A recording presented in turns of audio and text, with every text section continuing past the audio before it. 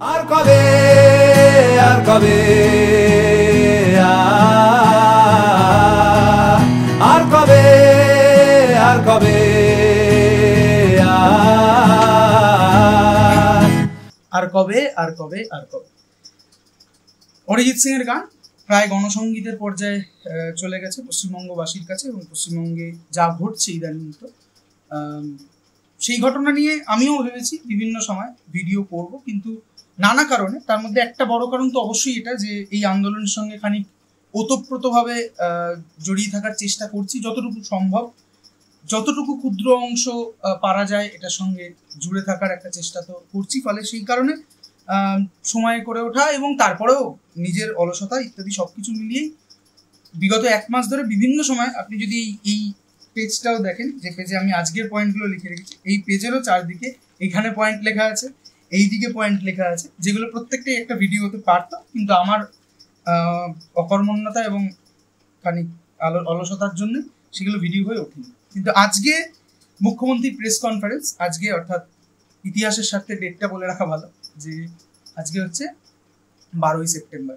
12ই সেপ্টেম্বরের এই দিনটা কেন ইম্পর্টেন্ট হয়ে যাচ্ছে, কেন আমি আজকে এতদিন ধরে না বসার পরও আজকে বসলাম, তার কারণ হচ্ছে আজকে মুখ্যমন্ত্রীর সাথে জুনিয়র ডাক্তারদের যে 30 জনের ফোরাম, যদিও রাজ্য সরকার বলেছিল 15 জন, কিন্তু 30 জনে ফাইনালি রাজি হয়। সেই ফোরামের যে আলোচনা, সেই আলোচনা ভেস্তে যায় এবং ভেস্তে যাওয়ার পর মুখ্যমন্ত্রী একটা প্রেস কনফারেন্স করে এবং সেই প্রেস কনফারেন্সে অনেকগুলো কথা বলে এবং সেই কথাগুলোকে নিয়ে আমার নিজেরই এখন যতদূর সম্ভব আমি যত তাড়াতাড়ি সম্ভব স্বাস্থ্য ভবনের কাছে পৌঁছতে চাইছি। ফলে আমার এতক্ষণে বেরিয়ে যাওয়ার কথা ছিল মেবি, কিন্তু আমি না বেরিয়ে ভিডিওটা শ্যুট করে তারপরে যদি আমার 2 ঘন্টা লেট হয় হবে। যেটা ব্যাপার সেটা হচ্ছে যে আজকের আন্দোলনের যে মুখপাত্ররা জুনিয়র ডক্টররা গেছিল, সেই আলোচনা ভেস্তে গেল এবং ভেস্তে যাওয়ার পর আমাদের মাননীয় মুখ্যমন্ত্রী একটি প্রেস কনফারেন্স করলে সেই প্রেস কনফারেন্সে অনেকগুলো জিনিস নিয়ে তিনি কথা বলেছেন। সব অ্যাসপেক্ট নিয়ে যে আমি কথা বলবো তা নয়, কিন্তু কিছু অ্যাসপেক্ট নিয়ে কথা বলাটা আমি প্রায় জরুরি মনে করে ফেলছি এখন। প্রথমত কনটেক্সট কী ছিল? কনটেক্সট আমরা দেখছি যে সুপ্রিম কোর্টের যে রায় 9ই সেপ্টেম্বর এসেছিল, সেই রায় ঠিক বলার চলে না, আমিও ভুল বললাম, খানিকটা মাফ করবেন, রায় নয়, একটা ইন্ট্রিম অর্ডার বলছে। সেই ইন্ট্রিম অর্ডারের যে কথাটা এসেছিল যে জুনিয়র ডাক্তারদেরকে 1 দিনের মতো সময় দেওয়া হয়েছিল জয়েন করতে, তো জুনিয়র ডাক্তাররা 5 দফা দাবি সেখানে করে, বলে এই দাবি যদি ওই সময়ের মধ্যে মেনে নেওয়া হয় তাহলে আমরা জয়েন করতে পারি, কোনো অসুবিধা নেই। এবং সেই মর্মে তারা স্বাস্থ্য ভবন অভিযান করে, কারণ এই যাবতীয় যে দুর্নীতি এই রাজ্যের, সেটা স্বাস্থ্য ভবন হেলথের যে দুর্নীতি, সেটা স্বাস্থ্য ভবনই তার অথরিটি, তার মাথায় বসে আছে। সেই জন্য তারা স্বাস্থ্য ভবন অভিযান করে। আমি নিজেও গেছি সেই স্বাস্থ্য ভবন অভিযানে, রাত জেগেছি এবং এক অভূতপূর্ব অভিজ্ঞতার দ্বারা সিক্ত করেছি নিজেকে বলা যেতে পারে। তো সেখান থেকে বিভিন্ন বারবারই এই ইন্টিমিডেশন আসছিল নানা রকমের ভাবে যে আলোচনায় বসা যেতে পারে। ডাক্তাররা সবসময় আলোচনার দিকে ঝুঁকেছিল, এখনো হয়তো তারা আছে, কিন্তু আলোচনা ফাইনালি আজকে নবান্নের দোরগোড়া অবধি গিয়ে তারপরেও সেই আলোচনা ভেস্তে গেল। তারপরে মুখ্যমন্ত্রী যে প্রেস কনফারেন্স করলেন, সেই প্রেস কনফারেন্সে প্রথম কথা হচ্ছে প্রেস কনফারেন্স ভেস্তে গেল কেন, তার একটা বড় কারণ হচ্ছে ফাইনাল যে নোটিশ বা চিঠির রেসপেক্টে ডাক্তাররা গেছিল, সেখানে বলা হয়েছিল 15 জন সদস্যকে আমরা আলোচনার জন্য জায়গা দিতে পারি, কিন্তু যেহেতু রাজ্যে মেডিকেল কলেজ আছে 26টি, ডাক্তাররা বলেছিল অ্যাটলিস্ট 26 জন তো যেতেই হবে, কোনো পলিটিক্যাল পার্টি নেই। 26 জনের সাথে আরো 4 জন মিলিয়ে ওরা 30 জনের একটা দল মিলে গেছিল, বাসে করে গিয়ে পৌঁছেছে এবং পৌঁছানোর পর যেটা দাবি ছিল, প্রথম হচ্ছে 15 জন না 30 জন, সেটা সরকার খানিক মেনে নেয়। দ্বিতীয় যে দাবি ছিল যে যেহেতু এই আন্দোলন শুধুমাত্র ডাক্তারদের আন্দোলন রূপে আজকে আর নেই, বিভিন্ন পর্যায়ের মানুষের স্বতঃস্ফূর্ত অংশগ্রহণ এই আন্দোলনে দেখা যাচ্ছে। আমি নিজে দেখেছি যে হারে খাবার, টেবিল ফ্যান বিভিন্ন জায়গা থেকে আসছে, কে দিচ্ছে, কেন দিচ্ছে কিছু জানা যাচ্ছে না, আবার যাদেরকে জানা যাচ্ছে বোঝা যাচ্ছে যে তাদের এগুলো জোগাড় করে দেওয়ার কথা নয়, হয়তো যারা আন্দোলন করছে তাদের থেকেও তারা কম বিত্তশালী, কিন্তু তারা এগুলো জোগাড় করে দিয়ে যাচ্ছে। এরকম প্রচুর রূপকথা তৈরি হচ্ছে এই আন্দোলনের মঞ্চ। ফলে সেইখানে দাঁড়িয়ে ডাক্তাররা খুব সঙ্গত একটি দাবি করে যে যা হবে, যা আলোচনা হবে এই আন্দোলনের নিরিখে, যেহেতু এটা মানুষের আন্দোলন হিসেবে হয়েছে, ফলে সব মানুষ মিলে তো নবান্নে গিয়ে আলোচনা করা সম্ভব না। যেটা সম্ভব যে কয়েকজন আলোচনা করবে এবং তার লাইভ স্ট্রিম হবে, যেরকম লাইভ স্ট্রিম আমরা মুখ্যমন্ত্রীর প্রশাসনিক বৈঠকগুলোতে বহুদিন ধরে দেখে আসছি, সুপ্রিম কোর্টে দেখে আসছি, লাইভ স্ট্রিম হবে, ফলে মানুষের কাছে একটা স্বচ্ছতা তৈরি হবে। সেই লাইভ স্ট্রিমের প্রসঙ্গটা রাজ্য সরকার এবং প্রশাসন এগ্রি করেনি। তারা ওটা নিয়ে অনেক বোঝা চাপানুতর চলেছে প্রায় 1-1.5 ঘন্টা ধরে। ফাইনালি তারা আলোচনার পথ বন্ধ করেছে এবং বন্ধ করে ডাক্তারদের দিকেই দোষ চাপিয়েছে। তারা কেন বলছে, যে তাদের যুক্তিটাও শোনা যায়, মানে আমরা তো ঠিক শাসকের পক্ষের লোক নই বা শাসক শ্রেণীর লোক নই, ফলে আমরা চেষ্টা করবো উভয় পক্ষের দিকটাকেই তুলে ধরা এবং সেই তারপরে দাঁড়িয়ে একটা বস্তুনিষ্ঠ বা অবজেক্টিভ আলোচনা করা। সেখানে দাঁড়িয়ে প্রথম হচ্ছে যে রাজ্য সরকার যে যুক্তিটা দিয়ে লাইভ স্ট্রিম করতে দিচ্ছে না, সেটা হচ্ছে যে এটা একটা সাবজুডিস ম্যাটার, সুপ্রিম কোর্টের বিচারাধীন, সিবিআই তদন্ত করছে, অর্থাৎ এই বিষয়ে কোনো আলোচনা সেটা পাবলিক ফোরামে ডিরেক্টলি যেতে পারে না। যদিও রাজ্য সরকার রেকর্ডিং এর কথা বলেছিল, সেই রেকর্ডিং এর প্রেক্ষিতে আবার ডাক্তাররাও একটা কথা বলে যে তাহলে আপনারাও রেকর্ডিং করুন, আমরাও রেকর্ডিং করি, ইত্যাদি জিনিসপত্র চলে। মোদ্দা কথা রাজ্য সরকারের যুক্তি হচ্ছে এটাই, যে যেহেতু একটা সাবজুডিস ম্যাটারে একটা প্রকাশ্য আলোচনা চলতে পারে না। সেখানে আন্দোলনকারীদের বক্তব্য হচ্ছে এই আন্দোলনে সমাজের বিভিন্ন অংশের স্বতঃস্ফূর্ত পার্টিসিপেশন দেখা যাচ্ছে, ফলে এই আন্দোলনের অভিমুখকে নির্দেশ করে এরকম কোনো আলোচনা মানুষের সামনে না হয়ে থাকতে পারে না। অর্থাৎ হয় আমরা রাস্তায় আলোচনা করবো, সেটা সম্ভব নয়, মুখ্যমন্ত্রী এসে রাস্তায় আলোচনা, যদি এরকম উদাহরণ ভারতের ইতিহাসেই আছে, বেশি দূর যেতে লাগে না যে কোনো একটা শাসকের পক্ষ থেকে লোক রাস্তায় নেমে এসে আলোচনায় নেমেছে। কিন্তু এক্ষেত্রে সেটা হয়নি। ঠিক আছে, 10 জন 20 জন 15 জন 30 জন কিছু একটা গিয়ে আলোচনা করবে, কিন্তু সেই আলোচনা মানুষের কাছে পৌঁছে যাবে লাইভ স্ট্রিমের মাধ্যমে, এই ছিল দাবি। এবার কথা হচ্ছে যে আমরা যদি ক্ষতি দেখার চেষ্টা করি যে সত্যি কি এটা এতটা সাবজুডিস ম্যাটার, এবং যে আলোচনাগুলো হতে পারতো, পসিবল আলোচনা যেগুলো ছিল, ডাক্তাররা যে আলোচনাগুলো করার জন্য গেছিল, সেই আলোচনাগুলো কি সাবজুডিসের জন্য আটকাতো? প্রথম কথা হচ্ছে যে আমি উকিল নই, তবে লয়ের প্রতি আমার খানিক ঝোঁক থাকার জন্য খানিক জিনিস জানি। তবে আমি আমার কথা বলছি না, আমি বিভিন্ন নিউজ চ্যানেলে আপনারাও দেখতে পারবেন যে লয়ার থেকে শুরু করে সিনিয়র ডাক্তাররাও পর্যন্ত বলছে যে আমরা লয়ারদের সাথে কথা বলেছি, যে 5 দফার ওপর দাঁড়িয়ে এই আলোচনা হওয়ার কথা ছিল সেখানে এমন কিছুই ছিল না যেটা সুপ্রিম কোর্টের সাবজুডিস বলে আলোচনা করা যায় না। এই হচ্ছে প্রসঙ্গ।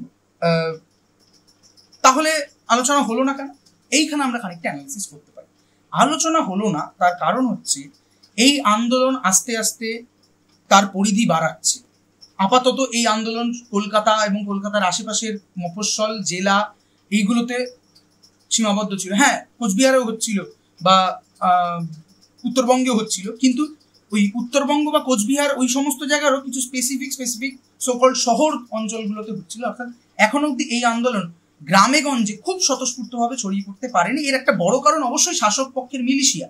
যে শাসক পক্ষের মিলিশিয়া একটা গ্রামগঞ্জের মানুষ যদি একটা রাত জাগো আন্দোলন করে, হয়তো তারপরের দিন বাড়ি ভাঙচুর হয়ে যাবে, সেই জন্যই তারা নেমে উঠতে পারেনি। কিন্তু আস্তে আস্তে এর পরিধি কিন্তু বাড়ছিল। কালকে আমি নিজে চোখে দেখেছি আন্দোলনে রানাঘাট থেকে কিংবা নৈহাটি থেকে লোকজন কেউ লজেন্স নিয়ে আসছে, কেউ রসগোল্লা নিয়ে আসছে, কেউ কিছু নিয়ে আসছে, যাতে আমরা যারা পথে রাত কাটাচ্ছি তারা যেন খাওয়ার দাওয়ার কোনো অসুবিধা না হয়, জল, অফুরন্ত জল। ঠিক আছে, তাহলে লাইভ স্ট্রিম নয় কেন? কেন এই জনমানুষের আন্দোলনকে জনমানুষের প্ল্যাটফর্মেই আমরা এই নিয়ে কথা বলতে দেওয়া হলো না? তার কারণটা স্পষ্ট। তার কারণটা হচ্ছে সরকার এখন যেটা করতে চাইছে সেটা হচ্ছে যে যারা আন্দোলনের আপাতত মূল চালিকা শক্তি হিসেবে উঠে এসছে জুনিয়র ডাক্তাররা, সেই চালিকা শক্তিকে বাকি মাসের থেকে আলাদা করে দেওয়ার চেষ্টা। সেই আলাদা করার বিভিন্ন দিক আছে, আমরা সেগুলো নিয়ে আলোচনা করবো। এই আলোচনা বিস্তারিত হতে পারে, আলোচনা করবো, কিন্তু তার এটাই হচ্ছে যে আমি কি করে ওই চালিকা শক্তিকে মাসের থেকে আলাদা করে দিতে পারি। তার একটা টেকনিক যেমন এরকম যে প্রায় ভুল তথ্য দিয়ে দাবি করা যে প্রচুর রোগী মৃত্যু হচ্ছে জুনিয়র ডাক্তারদের জন্য, এই বিষয়ে আমরা কথা বলবো। ফলে লাইভ স্ট্রিম করলে পরে যা আলোচনা হচ্ছে সেটা আমরা সবাই দেখতে পেতাম। আর লাইভ স্ট্রিম না করলে পরে যা আলোচনা, একটা দিক হচ্ছে যে যেটা 2019-এও পরিবহ মুখোপাধ্যায় সম্ভবত সে যখন আক্রান্ত হয়েছিল তখন এরকম একটা আলোচনা হয়েছিল, কিন্তু সেই আলোচনাতে ডাক্তাররা আবার কাজে জয়েন করে গেছিল। ফলে যদি ডাক্তারদেরকে ম্যানিপুলেট করা যায় তাহলে তো ভালো, যদি ম্যানিপুলেট না করা যায় তাহলে মিটিং এর কি হচ্ছে এটা তো সাধারণ মানুষ জানতে পারছে না। ফলে আমি সেখানে বেরিয়ে এসে মিথ্যে কথার আশ্রয় নিয়ে আমি সেখানে জুনিয়র ডক্টরদেরকে খানিকটা মেলাইন করতে পারবো, অর্থাৎ যা ঘটেনি সেটার উপর দাঁড়িয়ে আমি খানিকটা আমার রাজনীতি করতে পারবো। এইটাই হচ্ছে মূল কারণ লাইভ স্ট্রিমের পেছনে, আর কোনো কারণ থাকতে পারে না। লাইভ স্ট্রিম করার সমস্ত টেকনিক্যাল বন্দোবস্ত ছিল, তারপরেও শুধুমাত্র অনুমতি পাওয়া যায়নি। একটা কথা বলে যে সুপ্রিম কোর্টে সাবজুডিস ম্যাটার আছে, কতটা সাবজুডিস আশা করি খবরের চ্যানেলগুলোতে এবং অন্যান্য উকিল যারা আছে, যারা লটা আমার থেকে অনেক অনেক অনেক বেটার বোঝে, তারা এই কথা বলবে। তবে এখানে এই 5 দফা দাবিকে যদি আমরা এই কনটেক্সটে খানিকটা দেখার চেষ্টা করি, আমি খানিকটা আইসোলেট করার চেষ্টা করেছি। ঠিক 5 দফা হিসেবে লিখে উঠতে পারিনি, হয়তো মনে হতে পারে অনেকগুলো বেশি দফা, কিন্তু মোটামুটি এই অ্যারাউন্ডেই কথাবার্তা বলি। প্রথম হচ্ছে যে এই যে যেখানে মানে যেটা প্লেস অফ অকারেন্স বা ক্রাইম সিনের আশপাশটা, সেইখানে যে একটা বাথরুম বা ওই জাতীয় কিছু ভাঙা হয়েছিল, এবং সেই ভাঙার যে অনুমতিপত্র, সেই অনুমতিপত্রে যাদের স্বাক্ষর ছিল, এক তো সন্দীপ ঘোষ অ্যাজ প্রিন্সিপাল, তার অবস্থা তো আমরা জানি, এছাড়া কার স্বাস্থ্য সচিব, ডিএমই এবং ডিএসএইচ, ঠিক আছে, এই 3 জন মানুষের এখানে সই ছিল। এবং প্লেস অফ অকারেন্সকে অল্টার করার পেছনে যেহেতু এটাকে দেখা হচ্ছে, ডাক্তাররা চেয়েছে যে এই 3 জনের ইমিডিয়েট অপসারণ এবং সিবিআই এর কাছে, নট রাজ্য সরকারের কাছে, রাজ্য সরকার সিবিআই কে কোনো ইনস্ট্রাকশন দিতে পারে না, সিবিআই এর কাছে দাবি করেছে এদেরকেও তদন্তের আওতায় আনা হোক। অর্থাৎ মুখ্যমন্ত্রী যে বলছে যে সিবিআই এর ইনভেস্টিগেশন আছে তাই আমি লাইফ টাইম করতে পারবো না, এই দাবির মধ্যে যেখানে বলা হয়েছে যে এদেরকে তদন্তে আনতে হবে, সেটা তো সিবিআই এর কাছে, আপনি সেটাই কেন উত্তর দেবে? আপনার কাছে সে উত্তর চাওয়া হচ্ছে না, আপনার কাছে উত্তর চাওয়া হচ্ছে আপনার আন্ডারে যে স্বাস্থ্য সচিব কাজ করে, যে ডিএমই কাজ করে, যে ডিএসএইচ কাজ করে, তাদেরকে আপনি অপসারণ করুন, কারণ এরা প্রত্যক্ষ মদত, এদের সই যে চিঠিতে আছে সেই চিঠির উপর বেস করেই প্লেস অফ অকারেন্সে অল্টার করা হয়েছে। সেকেন্ড কি, অ্যাজ এ স্বাস্থ্যমন্ত্রী, again chief minister Mamata Banerjee, তিনি স্বাস্থ্যমন্ত্রী, তার কাছ থেকে বক্তব্য চাওয়া হয়েছে। এই যে স্বাস্থ্যক্ষেত্রে বিপুল দুর্নীতির খবর আসছে, বিরূপাক্ষ, অভিক, আরো কত নাম আসছে, এই দুর্নীতি সম্পর্কে আপনার কথা কি, আপনি খোলামেলা বলুন।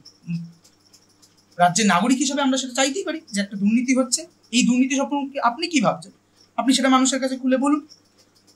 এই এখন অব্দি যে দুটো বললাম, এই দুটোর মধ্যে কোথায় সুপ্রিম কোর্টের যে ইন্ট্রিম অর্ডার বা যে প্রসিডিংস চলছে তার সঙ্গে এটা কোথায় কন্ট্রাডিক্ট করছে? পশ্চিমবঙ্গের স্বাস্থ্যমন্ত্রী পশ্চিমবঙ্গে ঘটা দুর্নীতির অভিযোগের উপর কমেন্ট করবে, এখানে সুপ্রিম কোর্টের কথাবার্তা, সুপ্রিম কোর্টের প্রসিডিংসের কোথায় বাঁধন আছে? 3 নম্বর, সিপির কাছে আমরা, এটাও লালবাজারেও আমি গেছিলাম, সিপি লালবাজারের যে আন্দোলন হয়েছিল সেখানেও ডেলিগেশন করে গিয়ে সিপিকে বোঝানো হয়েছিল কেন তার পদত্যাগ করা উচিত।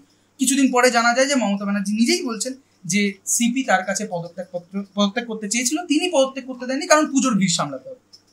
তো সেই সিপির অপসারণ দাবি ছিল, যে সিপি যখন নিজেই পদত্যাগ চাইছে তাহলে আপনি পদত্যাগ দিচ্ছেন না কেন? আর কি একটাও ক্রেডিবল লোক নেই যে আপনার রাজ্যে যে পুজোর সময় ভিড় সামলাতে পারে? দেন কি ছিল? দেন হচ্ছে যে ডিসি সেন্ট্রাল, যে ডিসি সেন্ট্রাল, আমি নামটা এই মুহূর্তে বলে যাচ্ছি, যে ডিসি সেন্ট্রাল একজন মহিলা, সে দুর্নীতিতে পরবর্তীকালে অভিযুক্ত হয়েছে এবং সাসপেন্ডও হয়েছে, অভিক দে বোধহয়, সেই অভিক নামক ব্যক্তিটি উপস্থিতি ওই প্লেস অফ অকারেন্স এবং ক্রাইম সিনে, ক্রাইম ঘটে যাওয়ার পরবর্তীকালে, সেটাকে তিনি ফিঙ্গারপ্রিন্ট এক্সপার্ট নাম দিয়ে চালিয়েছিল। এই যে এক ধরনের ফলসিফাইড স্টেটমেন্ট ফ্রম ডিসি সেন্ট্রাল, তার বিরুদ্ধে, ডিসি সেন্ট্রালের বিরুদ্ধে ব্যবস্থা নেওয়ার কথা বলা হয়েছে। এবং তার সঙ্গে আরেকটা কি, তার সঙ্গে হচ্ছে যে অভিযোগটা উঠে আসছে যে মৃতা এবং নির্যাতিতার পরিবারকে টাকা অফার করা হয়েছিল, সেটাও তারা বলেছে ডিসি সেন্ট্রালই করেছিল। এই সবটার উপর দাঁড়িয়ে ডিসি সেন্ট্রালকে তদন্তে আনা, এগেইন তদন্তে আনা, এটা খানিক সিবিআই এর হাতে যেহেতু কেস আছে, সিবিআই এর কাছেও আপনি এই পোর্শনটা উত্তর দিতেন না, আপনি শুধু এই পোর্শনটা উত্তর দিতেন যে কেন ডিসি সেন্ট্রালকে ইমিডিয়েটলি অপসারণ করা হবে না। অ্যান্ড এর পরের পয়েন্টটা সবচেয়ে ইম্পর্টেন্ট পয়েন্ট আমার মনে হয়, পশ্চিমবঙ্গের শিক্ষাক্ষেত্রগুলোতে, কি সেটা মেডিকেল কলেজ হোক, কি সেটা যাদবপুর ইউনিভার্সিটি হোক, কি সেটা প্রেসিডেন্সি ইউনিভার্সিটি হোক, কি সেটা অন্য আর 5টা কলেজ হোক, কলকাতা ইউনিভার্সিটি আন্ডারে বা ওয়েস্ট বেঙ্গল স্টেট ইউনিভার্সিটি আন্ডারে বা আরও যা পশ্চিমবঙ্গ ইউনিভার্সিটি আছে তাদের আন্ডারে, সেই সমস্ত কলেজগুলোতে কোনো ছাত্র নির্বাচন হয় না। এই দীর্ঘ সময়ে একমাত্র আমরা দেখেছি যাদবপুর এবং প্রেসিডেন্সিতে একবার নির্বাচন হয়েছে 2019 সালে, যাদবপুরে বোধহয় 2019 সালে সম্ভবত। সেই 2019 সালের নির্বাচনে প্রেসিডেন্সির আমি ইলেক্টেড সিআর, তারপর থেকে আজ অব্দি নির্বাচন হয়নি। আমি প্রেসিডেন্সি ছেড়ে বেরিয়েছি, বছর কেটে গেছে, 2 বছর 2.5 বছর কেটে গেছে, অথচ এখনো হিসেব মতো আমি ওখানকার ইলেক্টেড সিআর, কারণ নেক্সট নির্বাচন হয়নি। ফলে এই হচ্ছে রাজ্যের শিক্ষাক্ষেত্রগুলোর অবস্থা, যেখানে ছাত্রদের দাবি দাবা তুলে আনার জন্য যে ছাত্রদের বডি, সেই বডির কোনো নির্বাচন হয় না। অর্থাৎ মানুষের দ্বারা নির্বাচিত প্রতিনিধিরা বা ছাত্রদের দ্বারা নির্বাচিত প্রতিনিধিরা ছাত্রদের সমস্যা নিয়ে কথা বলতে পারে না। তাহলে ছাত্রদের ম্যাটারগুলোকে কে দেখে? ওই বিরূপাক্ষ, অভিক, এই ধরনের যারা থ্রেট কালচার ক্রিয়েট করে তারা দেখে। অবশ্যই তারা কি দেখে সেটা আমরা সবাই জানি। ফলে মেডিকেল কলেজের সুষ্ঠু নির্বাচন, এবং কিছু কিছু মেডিকেল কলেজে নির্বাচন হয়েছে, কিন্তু সেই নির্বাচনের কালকে আমি একজন সিনিয়র ডাক্তারকে বলতে দেখছিলাম, সম্ভবত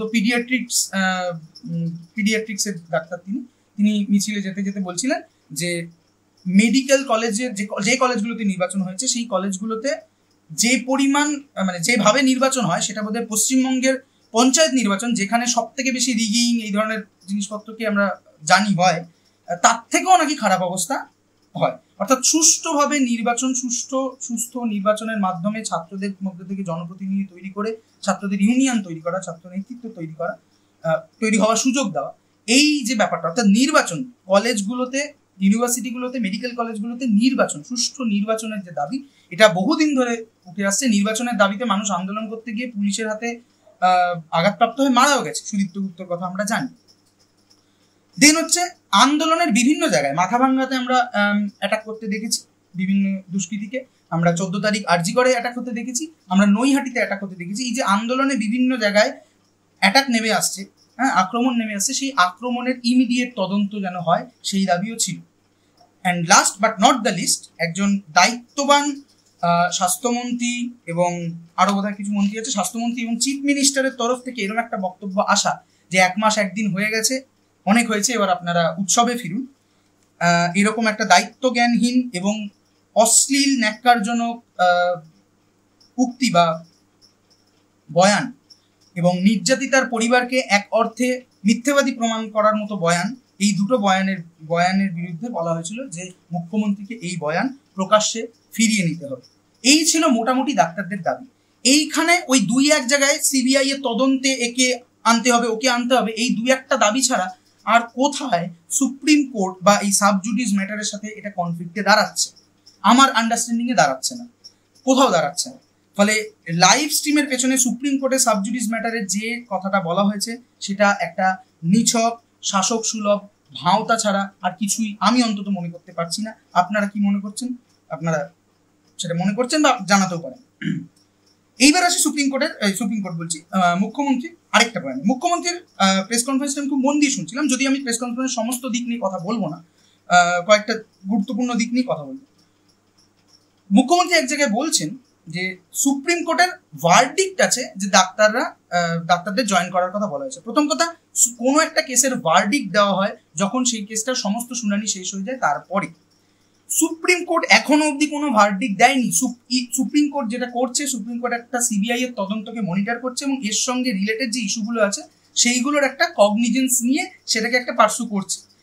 এবার এই যে সুপ্রিম কোর্ট এই কাজটা করছে, সুপ্রিম কোর্ট এর মাঝখানে যা বক্তব্য রাখছে সেগুলোকে খুব বড় জোর একটা ইন্ট্রিম অর্ডার হিসেবে দেখা যেতে পারে, ভার্ডিক্ট নয়। এত বড় একটা টেকনিক্যাল ভুল, লিগাল টেকনিক্যাল ভুল আমি করতে পারি, আপনি করতে পারেন, যদিও আমাদেরও করা উচিত না, কিন্তু আমরা করতে পারি। কিন্তু একটা স্টেটে নির্বাচিত প্রতিনিধি, সবচেয়ে বড় কথা সবচেয়ে হেড অফ দ্য স্টেট, মুখ্যমন্ত্রী, সে কি করে এরকম একটা লিগাল টার্মে ভুল করতে পারে? স্লিপ অফ টাং হতেই পারে, কিন্তু তারপরে তার শুধরে নেওয়া উচিত ছিল, সে শুধরায়নি। বলছে ভার্ডিক্ট, সুপ্রিম কোর্টের ভার্ডিক্ট নেই। সুপ্রিম কোর্ট কি বলেছে? সুপ্রিম কোর্ট প্রথম দিন থেকেই বলছে যে আমরা ডাক্তারদেরকে, যেটা সুপ্রিম কোর্টের কাজ খানিকটা, কারণ সুপ্রিম কোর্টও তো রাষ্ট্রের একটা অংশ, সে রাষ্ট্রের বিরুদ্ধে হওয়া কোনো আন্দোলনকে দমাতেই চাইবে দিনের শেষে, হয়তো অস্ত্র প্রয়োগ করে নয়, শাসন প্রয়োগ করে নয়, খানিক বাবা বাছা করে। সুপ্রিম কোর্ট যেটা প্রথম থেকেই বলছে যে আমরা ব্যাপারটা দেখছি, আমাদের উপর ভরসা রাখুন, কিন্তু আপনারা কাজে ফিরে আসুন, কারণ মানুষের পরিষেবা ইত্যাদি প্রভৃতি। তো সেটার জন্য সুপ্রিম কোর্ট কি বলেছে যে আপনারা এই টাইমের মধ্যে জয়েন করবেন, যদি জয়েন না করেন তাহলে যে আমাদের আইন আছে, যেটাকে এসমো আইন বলা হয়, essential service maintaining act, asthma বলা হয়, সেই অ্যাক্টের আওতায় রাজ্য সরকার কিন্তু আপনাদের বিরুদ্ধে শাস্তি দিতে পারে এবং মানে শাস্তিমূলক পদক্ষেপ নিতে পারে। সেক্ষেত্রে সুপ্রিম কোর্ট কিন্তু সেখানে কোনো প্রোটেকশন দিতে পারবে না। এটা ডাক্তারদেরকে বলা হয়েছে, অর্থাৎ ডাক্তারদেরকে বলা হয়েছে যে দেখুন, রাজ্য সরকারের হাতে ক্ষমতা আছে, রাজ্য সরকার চাইলে আপনাদের বিরুদ্ধে অ্যাকশন নিতে পারে, আমরা কিন্তু সেক্ষেত্রে প্রোটেক্ট করতে পারবো না। ঠিক আছে, এবার তারপরেও ডাক্তাররা কতগুলো দাবি রেখেছে, যদি সেই দাবি পূরণ যতক্ষণ না হবে তারা আন্দোলন করবে বলেছে। রাজ্য সরকারের হাতে খোলা আছে যে তারা এসমা লাগাতে পারে, এবং মুখ্যমন্ত্রী তার প্রেস কনফারেন্সে এই থ্রেটও দিচ্ছে যে আমার হাতে এসমা আছে।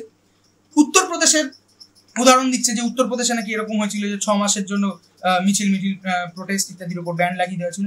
এই যে ভীষণ অগণতান্ত্রিক একটা অ্যাটিচিউড কোনো একটা স্টেট করলে পরে আরেকটা স্টেটের উচিত সেই ভুল তাকে চোখে আঙুল দিয়ে দেখিয়ে দেওয়া, যে একটা ফেডারেল স্ট্রাকচারের মধ্যে তুমি এই কাজটা করছো, এটা খুব ভালো কাজ করছো না, আমি তার উল্টো উদাহরণ তৈরি করবো, এটা একটা স্টেটের কাজ হতে পারে। আর আমরা একটা গণতান্ত্রিক রাজ্যে এবং রাষ্ট্রে বসবাস করার পর বলছি একটা মোস্ট অগণতান্ত্রিক জিনিসকে আমরা কপি করার চেষ্টা করবো এবং বলছি যে ওটা আমি করছি না, আমি খুব মহানুভবতা দেখাচ্ছি। আপনার হাতে এসেনশিয়াল সার্ভিস মেইনটেনিং অ্যাক্ট আছে, আপনি সেটা লাগানোর জন্য একদম মানে আপনার অধিকার আছে। আপনি যদি মনে করেন যে ডাক্তাররা ফিরছে না, আপনারা সেটা আপনারা লাগাবেন। কারণ সেখানে সিনিয়র ডাক্তাররাও বলেছে যে আমরা এখন পরিষেবা দিচ্ছি, জুনিয়র ডাক্তারদের আমরা পাশে আছি, যদি একজনের বিরুদ্ধে কোনো শাস্তিমূলক পদক্ষেপ হয় আমরা ওপিডি ওয়ার্ডটা তুলে নেব। এটা থেকে আপাত দৃষ্টিতে মনে হতে পারে যে মানুষের স্বাস্থ্য কি হবে, মানুষের পরিষেবার কি হবে। দেখুন, পরিষেবা বিঘ্নিত হতে পারে, পরিষেবা বিঘ্নিত হবে, কোনো লড়াই সংগ্রাম, সেটা কোনো লড়াই সংগ্রাম কেন, যে কোনো কিছু ত্যাগের মাধ্যমে হয় না। আপনি আশা করতে পারেন না আপনি সারাদিন ঘুরে বেড়াবেন কি মানে নিজের আনন্দ ফুর্তিতে থাকবেন, তারপরে আপনি কোনো একটা পরীক্ষায় দারুণ সুন্দর পাশ করে যাবেন। এটা মানে দৈব দুর্বিপাকে হয়ে যেতে পারে, হয়তো বাই চান্স হয়ে যেতে পারে, কিন্তু এটা কিন্তু হওয়ার কথা নয়। ফলে যে কোনো লক্ষ্য অ্যাচিভ করার জন্য there is some sort of cost associate to it, যেটা আমাদেরকে পে করতে হয়। ফলে এইখানে যে পরিষেবার প্রশ্নটা আছে, এই পরিষেবা, আচ্ছা যখন জুনিয়র ডাক্তাররা আন্দোলন করছিল না তখন কি আমরা রাজ্যের সর্বস্তরে খুব দারুণ পরিষেবা পাচ্ছিলাম? এই প্রশ্ন তো উঠবে। ফলে পরিষেবার যে দিকটা আছে সেই দিকটা হয়তো খানিকটা ঠিক হতে পারে, কিন্তু সেটার জন্য আপ্রাণ চেষ্টা করা হচ্ছে। সিনিয়র ডাক্তাররা ওভারটাইম করছে, জুনিয়র ডাক্তাররা অভয়া ক্লিনিকের নামে একটা ব্যাপার তৈরি করে একটা প্রোগ্রাম নিয়ে সেই প্রোগ্রামের থ্রু দিয়ে চিকিৎসা করার চেষ্টা করছে। ফলে এটা এরকম নয় যে যারা আন্দোলন করছে তারা ভীষণ অমানবিক, তারা যারা সরকারি হাসপাতালে চিকিৎসা করতে আসে তাদেরকে আমরা শত্রুর চোখে দেখছি না, তারা আমাদের বন্ধু, বরং তারা আমাদেরকে অভিবাদন জানাচ্ছে। তাদের জায়গা থেকেই মানুষ খাবার নিয়ে আসছে, লজেন্স নিয়ে আসছে, চকলেট নিয়ে আসছে। কোনো খাবারের অভাব, কোনো হাত পাখার অভাব, স্যানিটাইজারের অভাব তারা হতে দিচ্ছে না।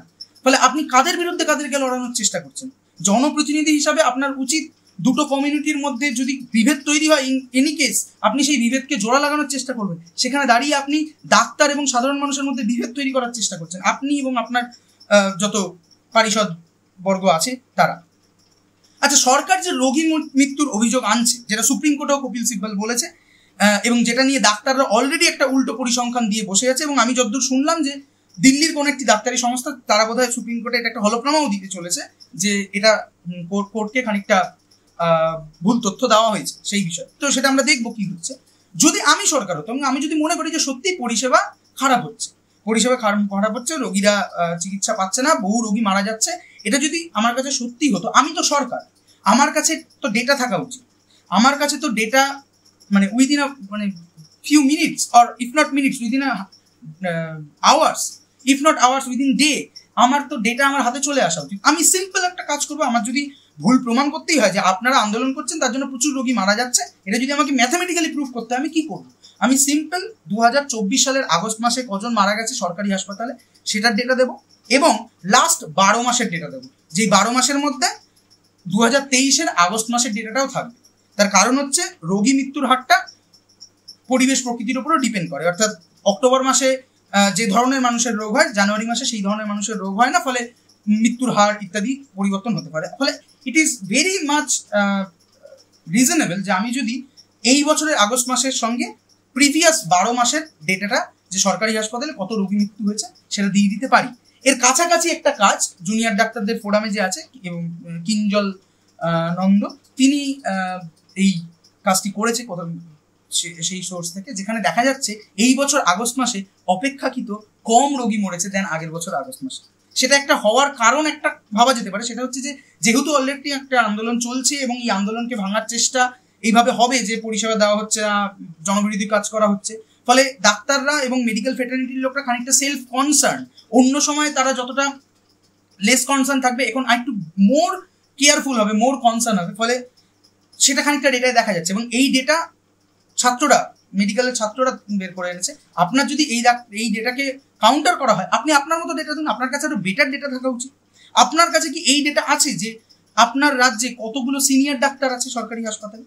পশ্চিমবঙ্গে মাত্র 26টা মেডিকেল কলেজ, যেটা মিডিয়াতে ডাক্তাররা বারবার বলছে 26টা মেডিকেল কলেজ, তার মধ্যে বোধহয় 8-9 হাজার কি তার থেকেও কম বোধহয় জুনিয়র ডাক্তার। কারণ মেডিকেল কলেজ না হলে পরে সেখানে জুনিয়র রেসিডেন্ট ডাক্তার থাকতে পারে না, কারণ তারা শিক্ষানবিশ, তারা তো শিখবে। ফলে 26টা মেডিকেল কলেজে 10,000, আমি যদি ধরি 10,000 জুনিয়র ডাক্তার বা তার থেকেও কম জুনিয়র ডাক্তার, আর তার থেকে অনেক বেশি সিনিয়র ডাক্তার। তাহলে আপনি বলছেন জুনিয়র ডাক্তারদের স্ট্রাইকের জন্য, যদি আমি ধরি 10,000ই স্ট্রাইক করেছে, যদিও 10,000 নয় বলা হচ্ছে, কিন্তু যদি সেটাও স্ট্রাইক করে থাকলে আপনি বলছেন যে সেই স্ট্রাইকের জন্য আপনার স্বাস্থ্য ব্যবস্থা ভেঙে পড়ছে। তার মানে আপনার স্বাস্থ্য ব্যবস্থা জুনিয়র ডাক্তার যারা শিক্ষানবিশ তাদের উপর দাঁড়িয়ে আছে।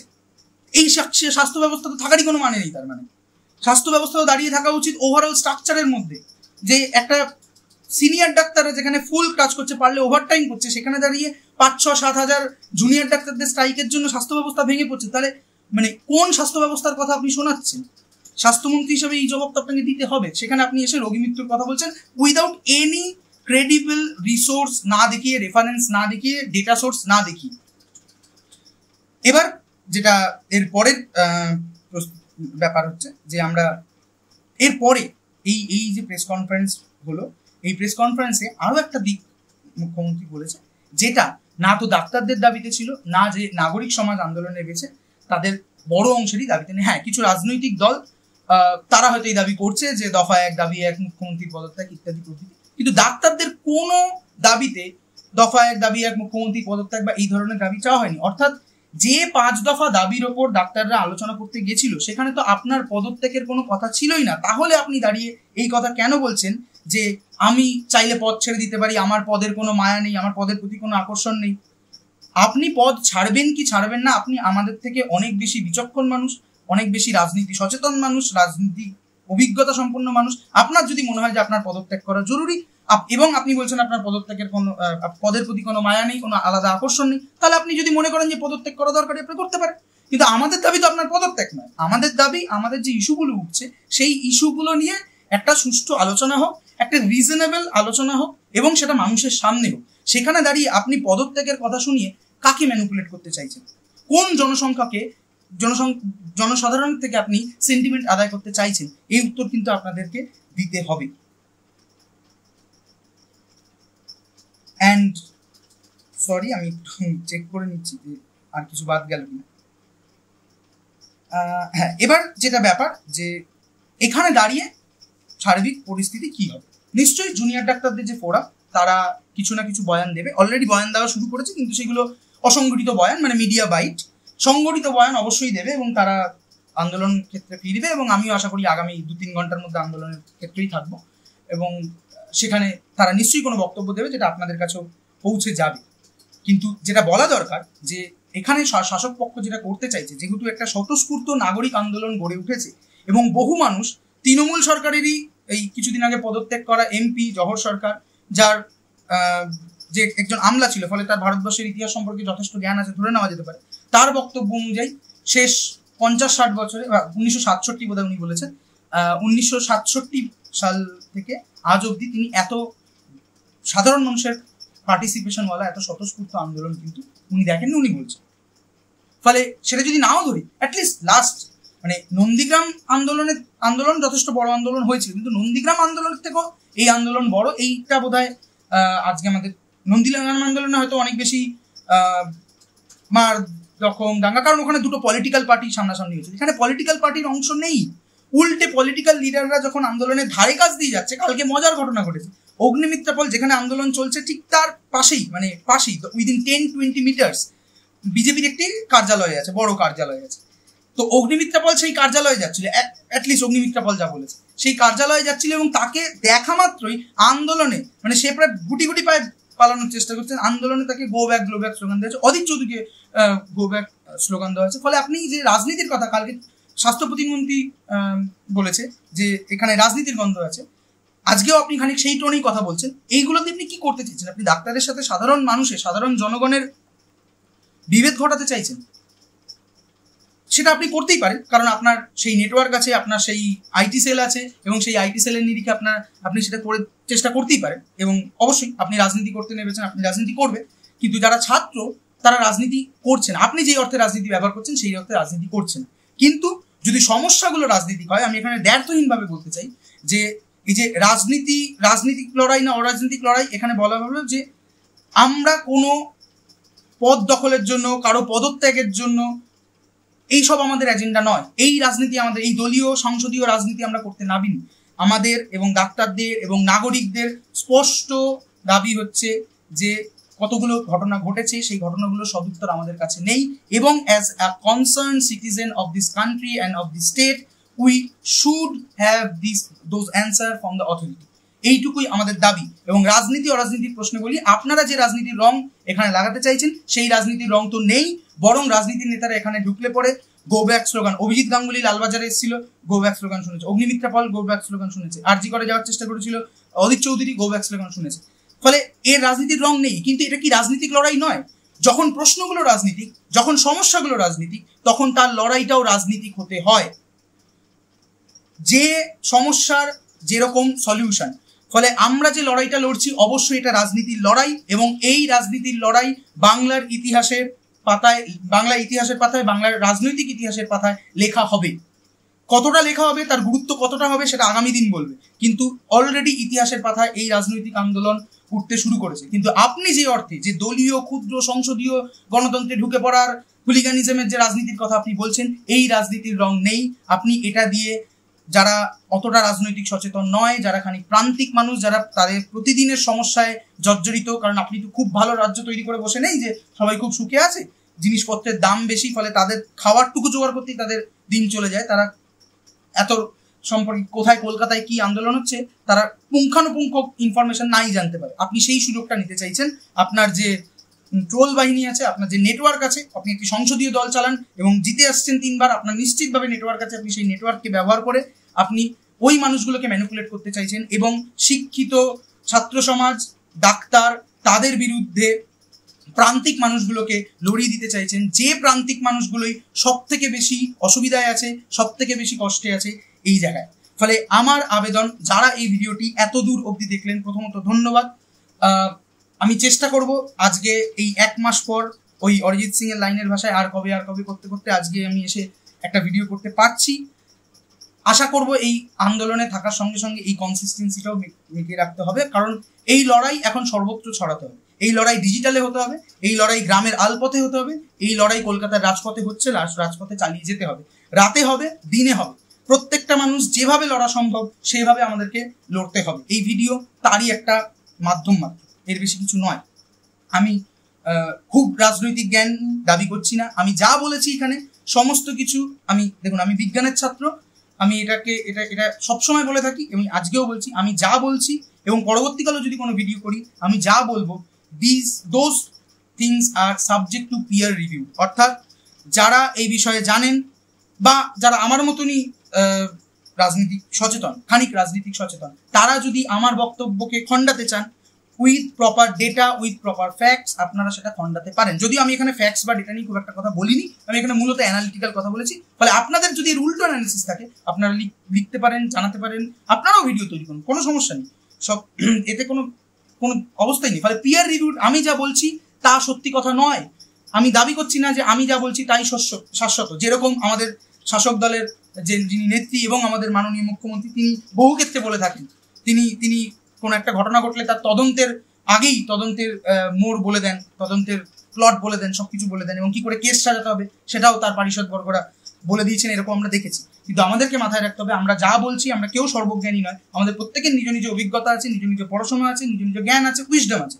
তার উপর দাঁড়িয়ে আমরা কিছু কথা বলতেই পারি, কিন্তু আমাদেরকে এই জায়গায় খোলা রাখতে হবে যে আমরা যে কথাগুলো বলছি those are subject to peer review. অর্থাৎ ওই বিষয়ে যারা ইন্টারেস্টেড, যারা কথা বলতে চায়, যারা ওই বিষয়ে পড়াশোনা করেছে, তারা যখন আমাদেরকে ক্রিটিসাইজ করবে, সেই ক্রিটিসাইজকে আমাদেরকে নিতে হবে। অবশ্যই সেই ক্রিটিসাইজ যেন বেসড অন ফ্যাক্টস এবং বেসড অন রিজন, যুক্তি, লজিক, তার ভিত্তিতে হয়।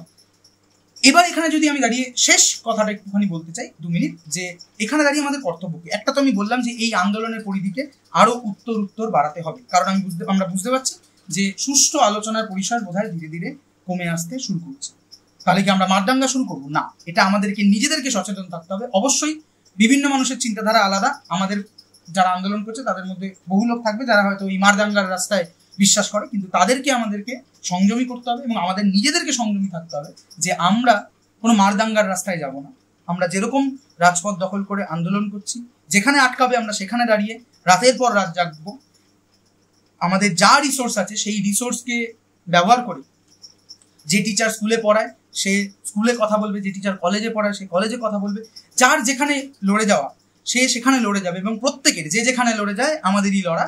একজন কবি লিখেছিলেন, আমার খুব প্রিয় কবি, কিন্তু তিনি আজকাল যে সমস্ত বয়ান দিচ্ছে সেগুলো খুবই দুর্ভাগ্যজনক, কিন্তু স্টিল তার কাজগুলো তো মিথ্যে হয়ে যায় না। ফলে যে যেখানে লড়ে যায় আমাদেরই লড়া, আমাদেরকে এই জায়গায় যেতে হবে।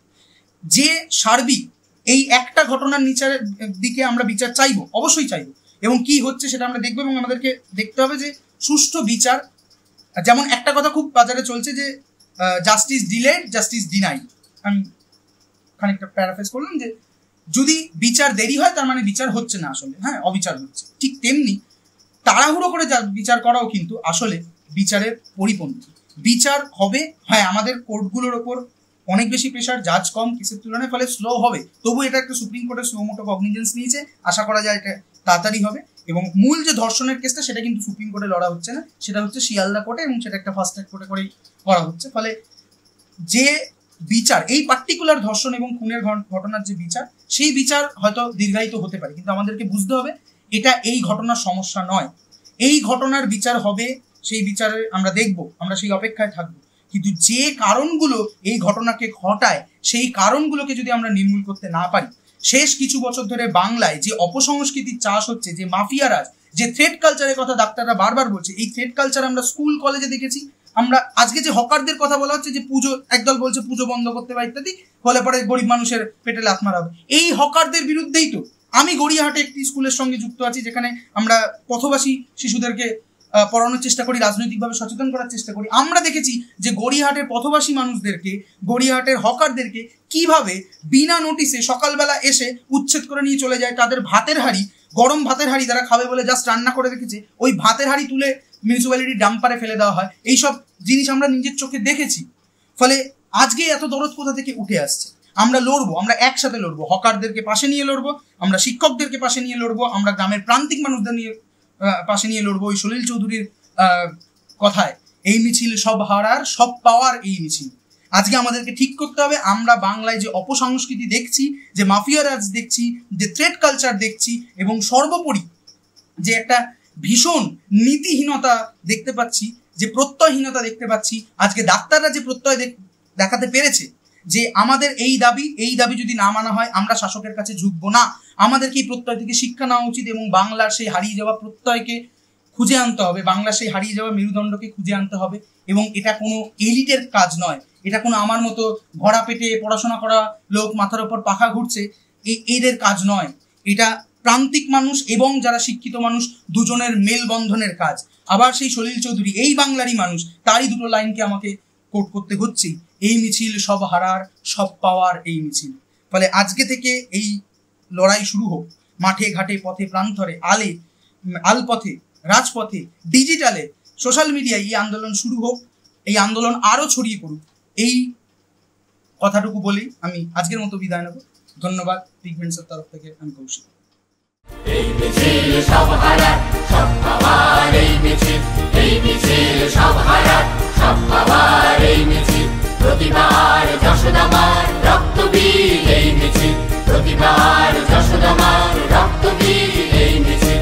স্বামীহারা অনাথিনী চোখের জল এই মিছিল, শিশুহারা মাতা পিতার ভবিষ্যতের এই মিছিল। এই মিছিল সব হারার